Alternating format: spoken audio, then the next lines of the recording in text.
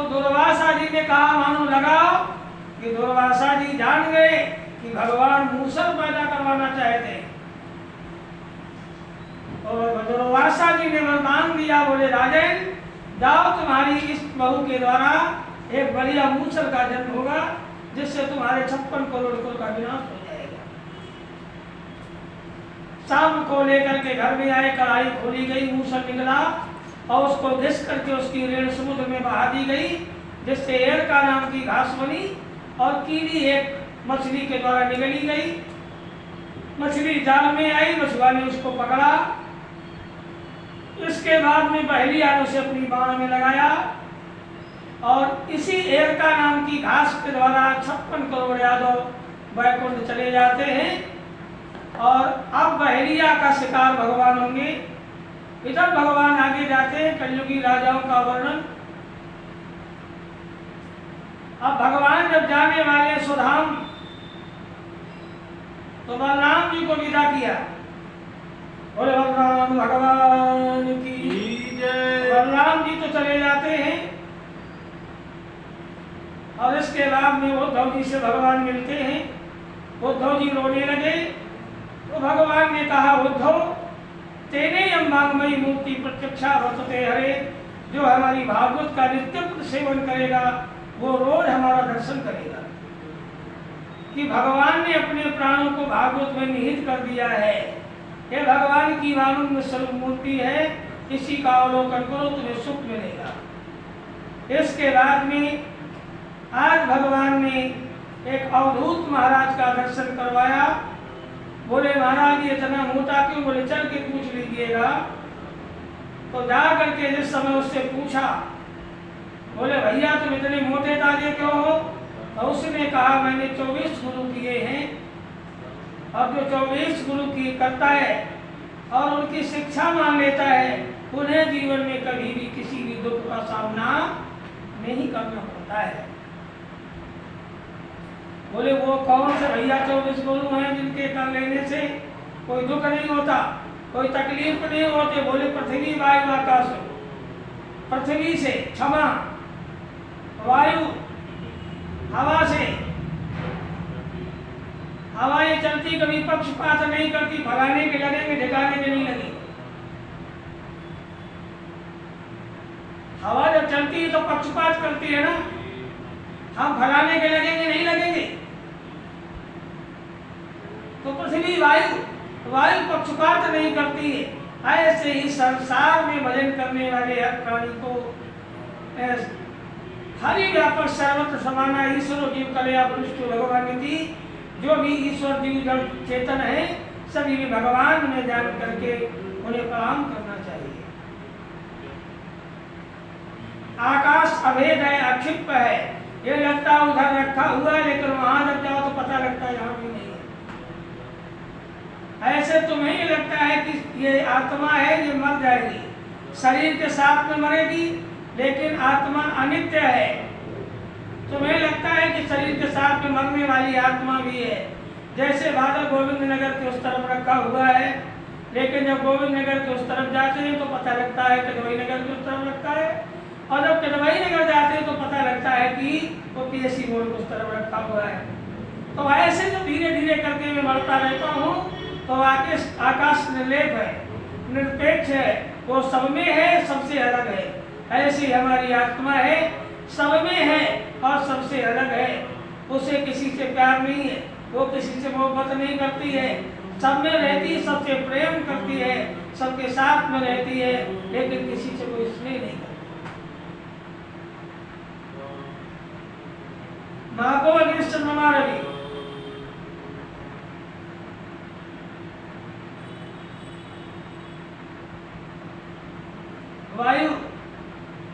वायु जब चलती है तब वो ये नहीं देखती है कि फूल से बगिया से जो हमने सुगंधी ली है ये हम आगे छोड़ दें। तब उसको ये लगता है कि फूल की सुगंधी है, थोड़ी देर लेके चली, इसके बाद गंदगी मिली, उसे समेटा, उसको लेकर के चला। तो यानी गंदगी है तो भी रहो और सुगंधी है तो भी रहो, यानी अच्छे बुरे में सब जीवन जीने का अगर हमने ढंग सीख लिया है तो इस संसार में कभी भी प्राणी को कोई कष्ट नहीं हो सकता। सकता है। सुखे दुखे समय कृत्वा लाभादान उदयते।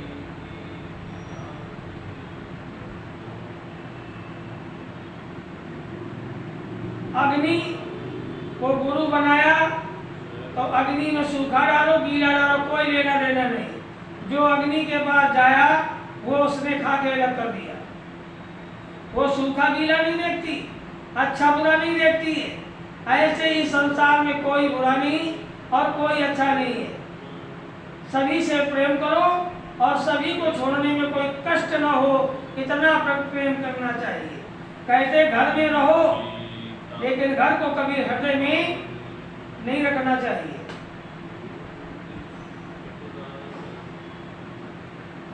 अग्निश माँ को अग्निश चंद्रमा रवि, चंद्रमा की किरणें, चंद्रमा को कभी कभी गरूर हो जाता है कि मैं बहुत सुंदर हूँ, लेकिन चंद्रमा को एक दिन ये भी सोच लेना चाहिए कि अगर तुम 15 दिन सुंदर रहते हो तो 15 दिन तुम्हारा आता पता भी नहीं लगता है। इसलिए ये याद रखो कि आज शरीर सुंदर है, कल जब बूढ़े हो जाओगे, जब खून सूख जाएगा तो हड्डियों का ढांचा रह जाएगा, गाल पचक जाएंगे, तो अंगम गलितम पलितम मुंडम दशन विहीनम जातम तुंडम वृद्धोयाम गृहीत्वादंडम, हालत बुरी हो जाएगी। इसलिए आज का मत देखिएगा, कल का भी देखिए, यानी वर्तमान भी देखिए और भविष्य भी देख करके चलिएगा कि आगे ऐसा भी हो सकता है। तो हमेशा तैयारी करते रहना चाहिए। सूर्य भगवान सभी में है और सबसे अलग है। सूर्य भगवान सभी को अपने में रखते हैं, लेकिन कभी किसी से आस्था नहीं रखते हैं। जैसे सूर्य का प्रकाश हर गले में जाता है, ऐसे उस परमात्मा का प्रकाश हर शरीर रूपी घड़े में प्रकाशमान है।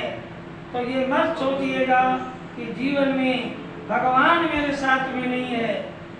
शास्त्र कहता है जिन खोजा तिन पाइए गहरे पानी पर। भगवान को खोजना पड़ता है, खोजिएगा और प्रयास करिएगा, भगवान मिलेगा। कपोतो अजगरा सिंधु, एक कबूतर को गुरु बनाया। तो कबूतर को जब गुरु बनाया तो कबूतर एक बार जाल में बंद होकर के जा रहा था। तो एक संत महात्मा ने कहा दादा तुम सब लोग इतने लोग मिल करके एक बहेलिया के जाल में फंस गए हो। तो बोले महाराज ये बताओ हम क्या करते, इसने जाल डाला, दाना डाल दिया, फंस गए। अरे बोले पागल, जब फंस रहे तो तुम्हें गाना गाना चाहिए था। बोले वो गाना क्या है? तो बोले आज बहेलिया आएगा, अपना जाल बिछाएगा और अपना दाना चुग्गा डालेगा, हम नहीं चुनेंगे, नहीं चुनेंगे, नहीं चुनेंगे भाई ये। तो बोले गाना गाने छूट जाएंगे? बोले हाँ, आज के बाद गाना गाना तो छूट जाओगे। तो बोले आप छूटेंगे कैसे, ये उपाय बताओ। तो बोले तुम सभी लोग सांस रोक लेना, बहेलिया जाने का मर गए और तुम सभी लोग उड़ जाना। आज कबूतरों के प्राण बच गए। दूसरा दिन हुआ, कबूतर अब गाना गाने लगे। बहेलिया ने सोचा कि फंसेंगे नहीं, दाना डाला, जाल बिछाया। ये गाना तो गाते रहे लेकिन जीव ने लपवाड़ा मारा, यानी जीव ने अपना काम करना शुरू कर दिया। वो जीव नहीं मानती है और जीव ने जैसे चटका लगाया तो ये सब जाकर के दाने में गिर पड़े और जाकर के जाल में फंस गए।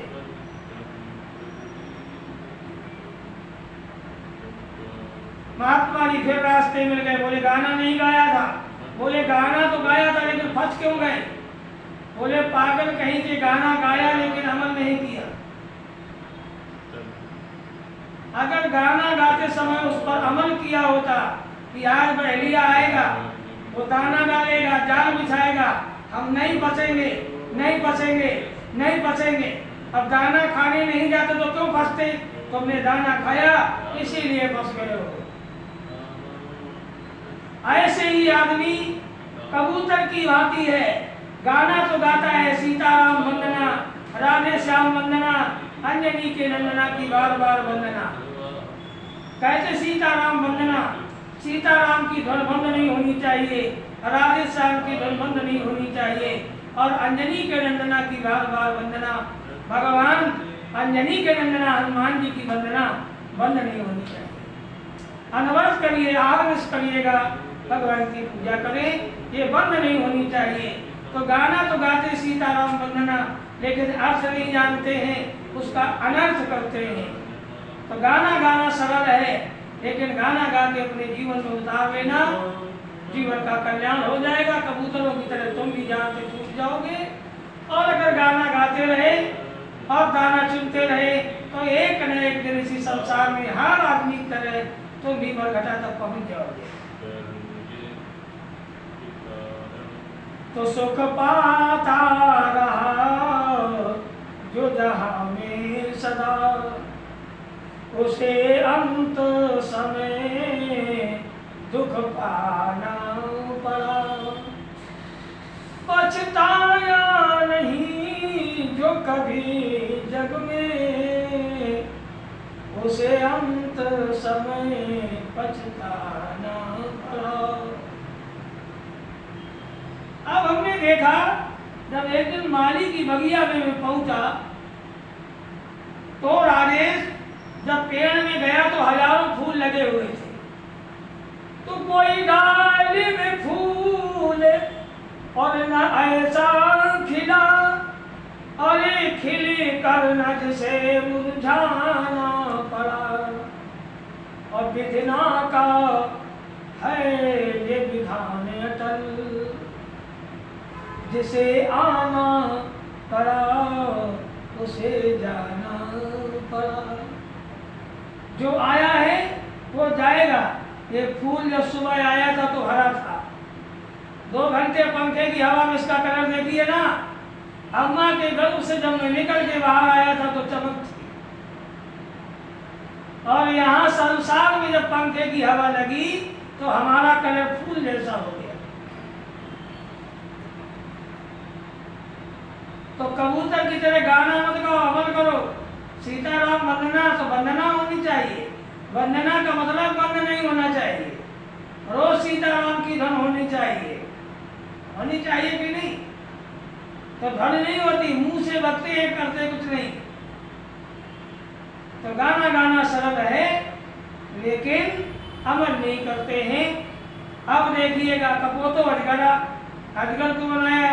एक दिन रास्ते में जा रहा था, तो दद्दा कहाँ जा रहे, बोले कुछ पता नहीं। तो हमने खाना कहाँ खाइए, होटल पे।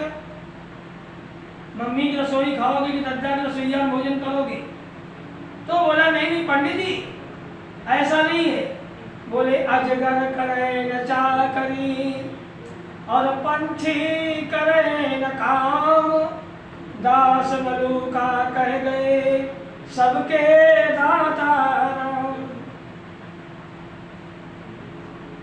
अजगर कभी किसी की नौकरी नहीं करता, आ जाता है तो खा लेता है, नहीं आता तो उसको किसी की चिंता भी नहीं है। तो अजगर की तरह जिंदगी जीना चाहिए। खाना मिले तो खाओ, और नहीं मिल रहा है तो खाना के पीछे भागने की आवश्यकता नहीं है। फिर एक करिया सांप को बनाया। करिया सांप से जब कहा कि दद्दा तुम कहाँ जा रहे हो, तो बोले हम जा रहे हैं गया जी। वहाँ क्या करोगे? बोले हम पिंड डालने जा रहे हैं। तो बोले कुछ नाश्ता? बोले पंडित जी नाश्ते की आवश्यकता इसलिए नहीं है कि जहाँ जाते वहाँ होटल में कमरा मिलता है और वहीं कमरे में भोजन मिलता है। पैसा फेंको, तमाशा देखो। तो करिया ने अच्छा समझाया।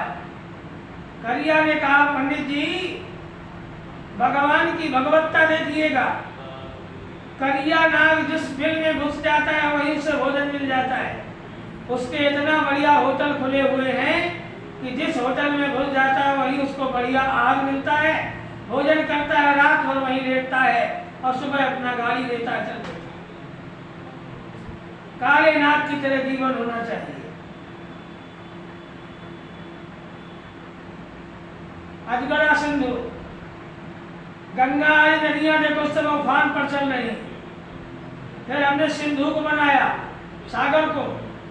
उससे क्या शिक्षा दी? बोले वो चाहे जितना पानी बरस जाए उसे कभी गरूर नहीं होता, कभी घमंड नहीं होता है, वो अपने ही धारा में बहा करता है, उसमें कभी उबाल नहीं आता। और छोटी छोटी नदियां जिन थोड़े धनखल बहुराई, ऐसे इनमें ज्वार भाटा आते हैं, लेकिन समुद्र हमारा स्वतंत्र एक रस रहता है, इसमें कोई ज्वार भाटा नहीं।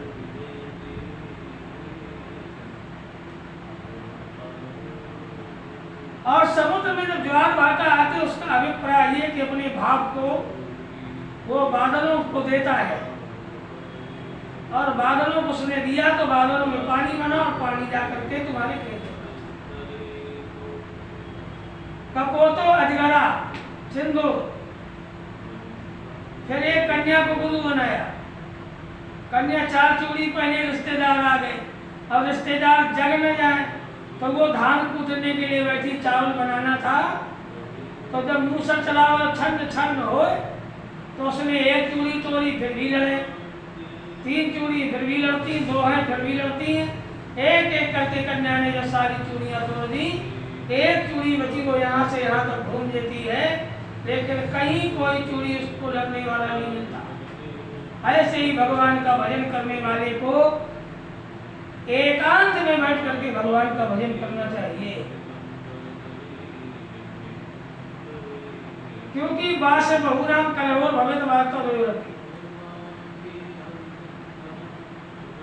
अगर बहुत लोग रहेंगे तो भजन नहीं होगा, कलह होगा। इसलिए भजन एकांत में करना चाहिए, और 2 रहेंगे तो वार्ता होगी। ऐसे ही दत्तात्रेय महाराज ने 24 गुरु बनाए, सभी से शिक्षा ली और सभी पर अमल किया। इस कारण से मोटे भगवान भी आज पद्मासन लगाते हैं और भगवान भी परम धाम चले जाते हैं। उद्धव जी बद्रिकाश्रम चले जाते हैं। इधर कलयुगी राजाओं का आगमन होता है, कोई माने नहीं अनुजा तनुजा कलकाल बिहार किए मनुजा, मात पिता माने कवनो, बोले अवलालन दीव नहीं जवनो। ये सारी व्यवस्थाएं जाके नक्सल यथा विशाला सोई तापत प्रसिद्ध कलिकाला, पंडित सोई जो गाल बजावा और पंडित मार्ग सोई जातो निभावा। और लिखा है सौभागिनी विभूषण हीना और विधवन के श्रृंगार नवीना।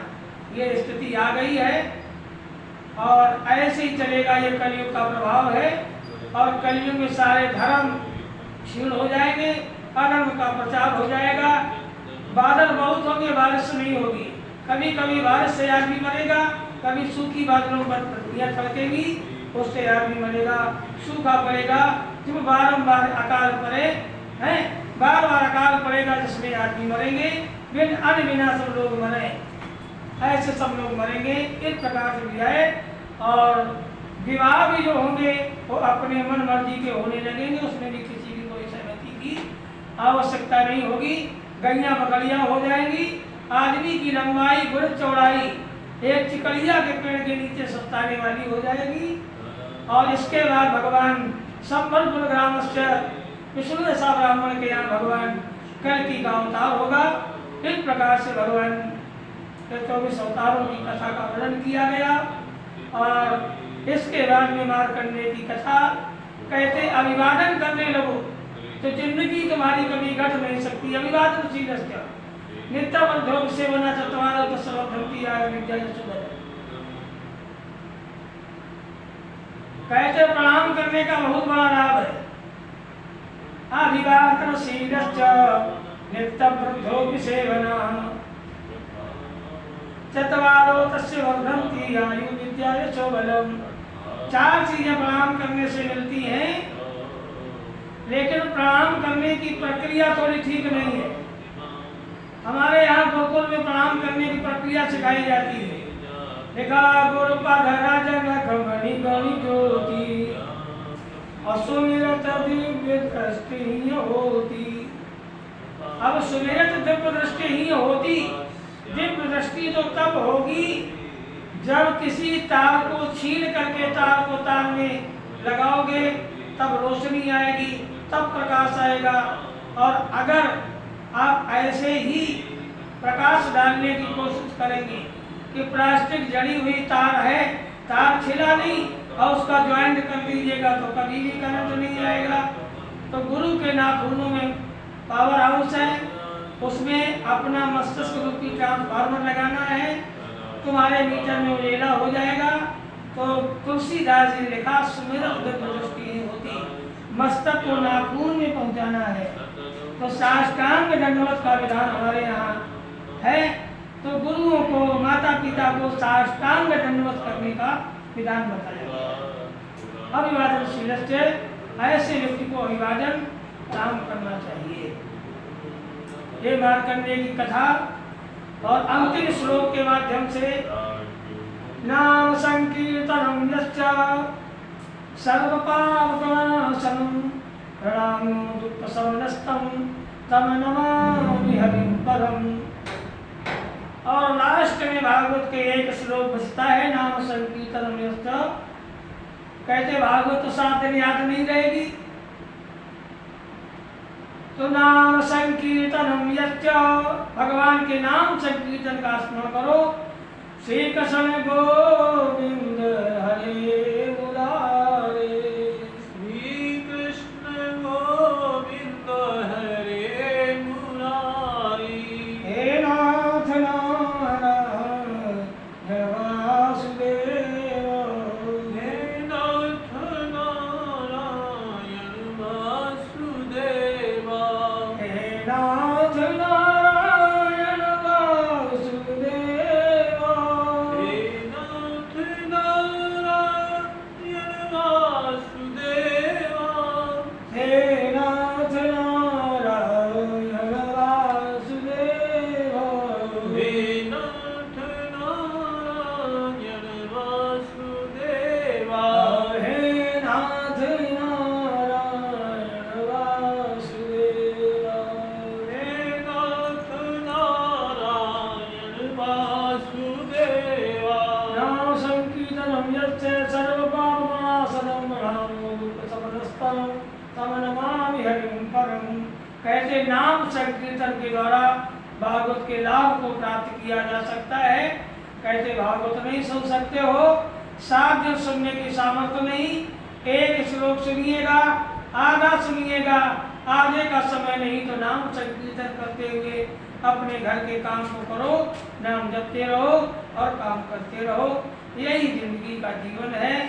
ये हमारी भागवत जयंती का 7वां दिवस विराम है और जयंती का कार्यक्रम संपूर्ण होता है और कल के दिन भंडारे का कार्यक्रम शुरू होगा। और